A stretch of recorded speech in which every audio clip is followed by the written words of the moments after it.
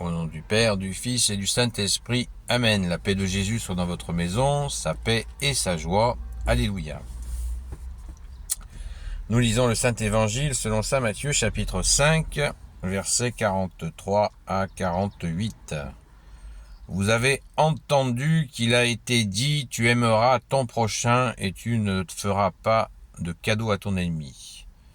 Mais moi je vous dis, aimez vos ennemis et priez pour ceux qui vous persécutent. C'est ainsi que vous serez les fils de votre Père des cieux. Lui qui fait briller le soleil sur les méchants comme sur les bons et qui fait pleuvoir pour les gens honnêtes comme pour les malhonnêtes. D'ailleurs, quand vous aimez ceux qui vous aiment, quelle récompense méritez-vous? Même les publicains le font. Et si vous saluez seulement ceux qui sont de votre bord, que faites-vous d'extraordinaire? Les païens eux-mêmes le font. Donc vous serez parfaits comme votre Père du ciel est parfait.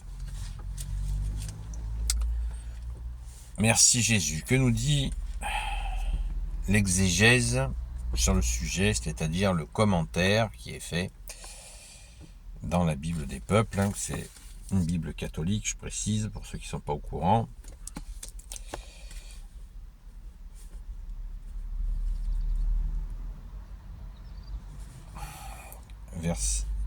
Tu aimeras ton prochain. Ouais, je vais y arriver, vous inquiétez pas.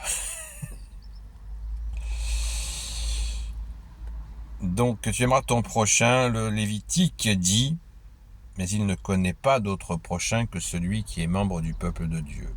La solidarité à l'intérieur du groupe s'appuie sur un instinct inscrit dans la nature, mais ensuite les groupes sociaux ne trouvent leur identité qu'en s'opposant l'un à l'autre. Tu ne feras pas de cadeau à ton ennemi. Le texte dit « tu haïras », mais le verbe hébreu « haïr » est beaucoup moins fort que le nôtre. Ces mots ne se trouvent pas tels quels dans la Bible, mais on a l'équivalent en divers endroits. Il est demandé de se méfier des autres peuples qui vivent en Palestine. Ça, c'est dans l'Ancien Testament, référence Deutéronome.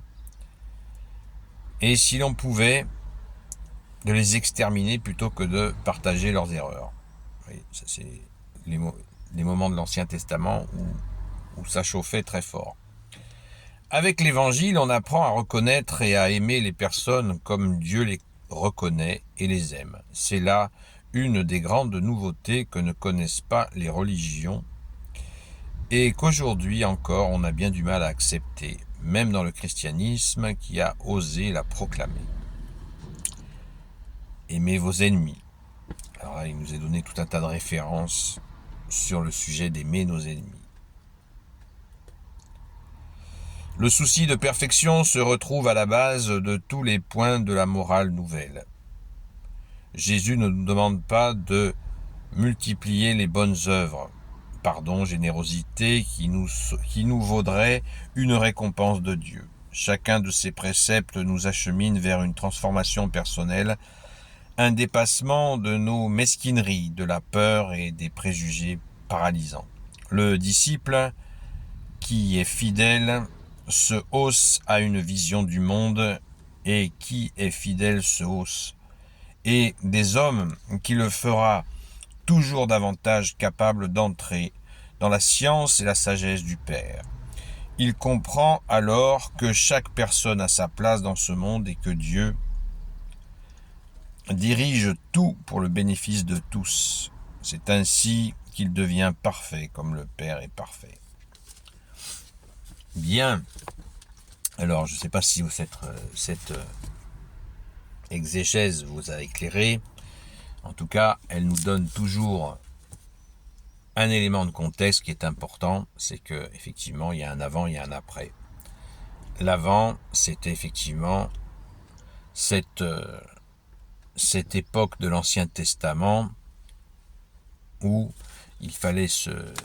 c'était vraiment la très haute tension, y compris dans des combats sanglants avec les autres, avec les tribus, les autres peuples d'Israël. Ça a cogné sec et évitons de juger cette période parce que, tout simplement, le Père s'est révélé au peuple hébreu et il fallait bien que cette révélation existe. Si les Hébreux s'étaient laissés anéantir par les voisins, eh bien, ils n'auraient tout simplement, ça se serait éteint immédiatement. Donc, bien évidemment que le Père leur a assuré une continuité dans ces milieux hostiles. Ça s'est pas fait, ça s'est pas fait dans la dentelle, comme on dit.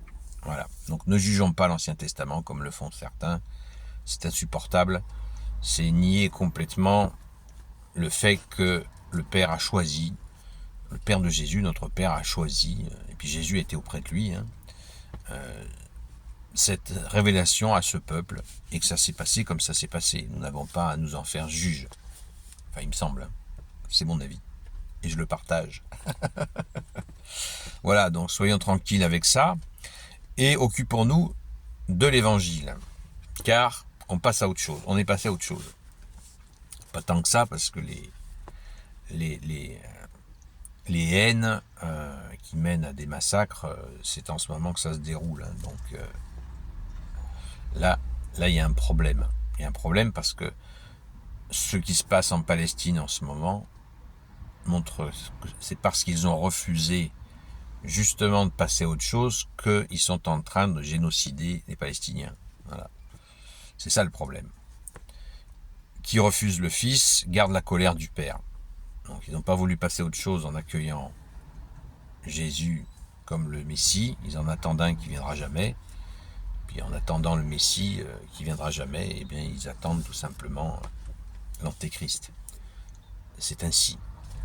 C'est bien triste pour eux, là-bas, en Israël, puisqu'ils se sont appropriés cette Palestine alors qu'ils n'en avaient pas l'autorisation de Dieu. Voilà.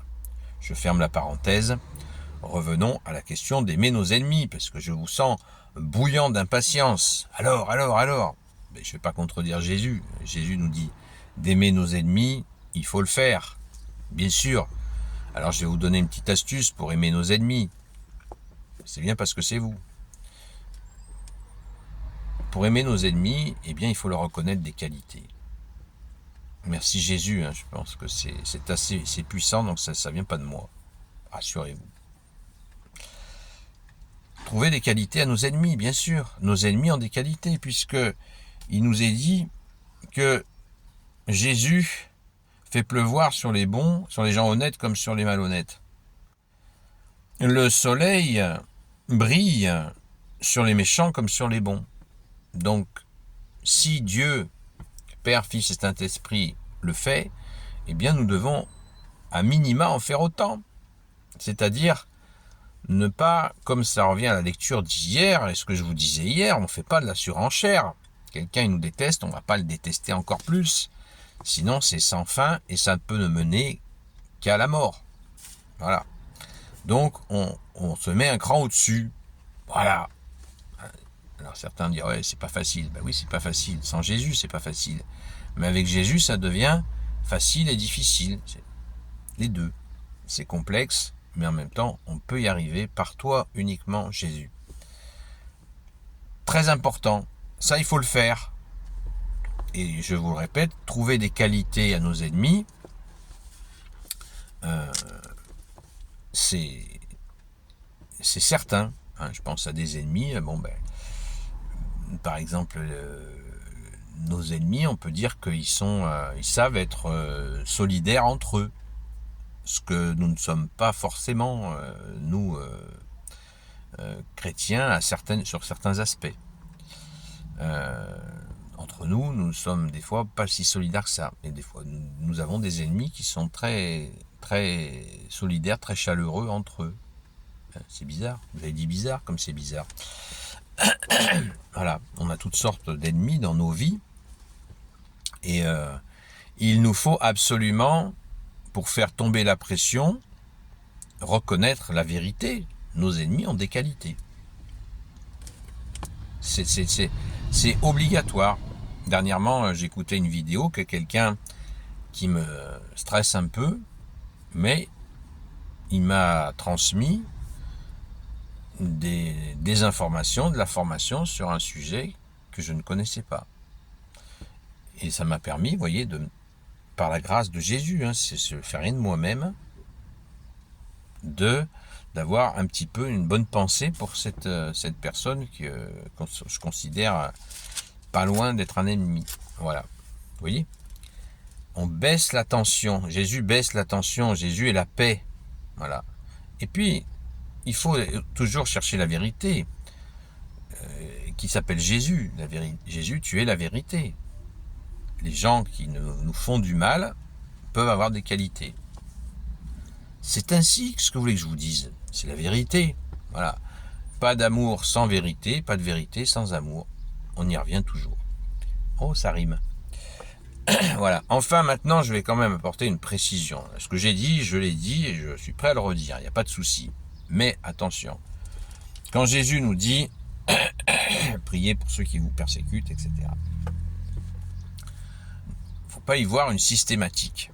Alors certains vont sauter au plafond, vont me traiter d'hérétique, tout ce que vous voulez. C'est pas grave. Il n'y a pas de souci. Même vous, ceux qui me critiquent, je peux vous trouver des qualités, il n'y a pas de souci. Et vous avez des qualités. Mais je maintiens ce que je dis. C'est pas moi qui le dis, c'est la pratique de la prière. Jésus ne veut pas systématiquement que nous prions pour nos ennemis, ceux qui nous persécutent. Jésus n'a pas dit, Jésus a dit priez pour ceux qui vous persécutent, oui, mais il n'a pas dit tout le temps. Aimez vos ennemis et priez pour ceux qui vous persécutent. Jésus, verset 44, nous dit, mais moi je vous dis, aimez vos ennemis et priez pour ceux qui vous persécutent. Je ne lis pas, mais moi je vous dis, aimez tout le temps vos ennemis et priez tout le temps pour ceux qui vous persécutent, en toute situation. Voilà. Aimer dans le sens ne pas haïr, oui, mais prier pour eux, Jésus n'a pas dit qu'il fallait le faire systématiquement. Donc on se calme. Voilà. On se calme, on peut essayer de le discerner. Et comment on le discerne? En demandant à Jésus. Voilà. Et dans le doute, on lui dit, Jésus, selon ta volonté, bien-aimé Jésus, je te confie telle personne qui m'a fait du mal, ou qui me persécute, etc. Mais ça n'est pas systématique. Voilà. Alors ça peut choquer certains. Si ça vous choque, réfléchissez. Et pas avec votre tête, avec votre cœur. C'est logique. Jésus a une méthode. Il a une méthode, il a une façon de faire qui est parfaite. Nous ne sommes pas propriétaires de nos prières. Jésus, tu fais ce que tu veux avec ma prière. Parce que, vous savez, on a un bon dicton qui dit, celui-là, il faut qu'il mange son pain noir. Vous savez ce que ça veut dire, manger son pain noir? Si vous ne savez pas ce que ça veut dire, posez-moi la question dans les commentaires. Je vous répondrai. Là, ça va faire un peu court parce qu'on a droit à 15 minutes de vidéo. Ça va être trop juste. Mais je pourrais vous faire, y compris une petite vidéo pour vous l'expliquer ou vous l'expliquer dans les commentaires. Voilà. Donc, soyons dans la joie de Jésus parce que Jésus ne nous lâche pas dans tout ça. Jésus nous donne, quand il nous dit de faire tout ça, il ne nous dit pas « Allez, faites tout ça et démerdez-vous ». Non, Jésus ne nous dit pas ça du tout. Jésus nous dit « Faites tout ça et je suis là avec vous pour vous aider à le mettre en pratique ». Jésus nous aide à mettre en pratique sa parole. Pardon, il ne nous laisse pas tout seul. Il est tout le temps avec nous pour nous aider à progresser, à avancer avec lui. D'où le fait absolu qu'il est le chemin. Jésus, tu es le chemin, la vérité et la vie, comme tu nous l'as dit. Amen. Gloire soit au Père et au Fils et au Saint-Esprit, maintenant et toujours, et pour l'éternité. Amen. Ô Jésus, toi qui peux tout et qui portes tout, toi le Sauveur, toi l'Emmanuel, je te confie toutes celles et ceux qui regarderont cette vidéo, ainsi que leurs proches, selon ta seule volonté, ô Jésus. Sainte Marie, Reine des cieux, toi l'Immaculée Conception, toi qui écrases le serpent, toi qui es la lune sous tes pas, toi notre Mère, Notre-Dame. Saint Joseph, toi le juste et le saint, toi le sage, toi la terreur des démons, toi le saint gardien de la Sainte Église catholique et apostolique. Sainte Marie-Madeleine, notre chère sainte patronne.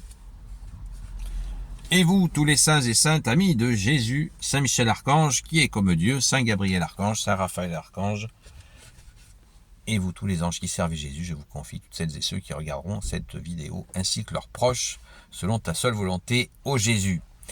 À très vite!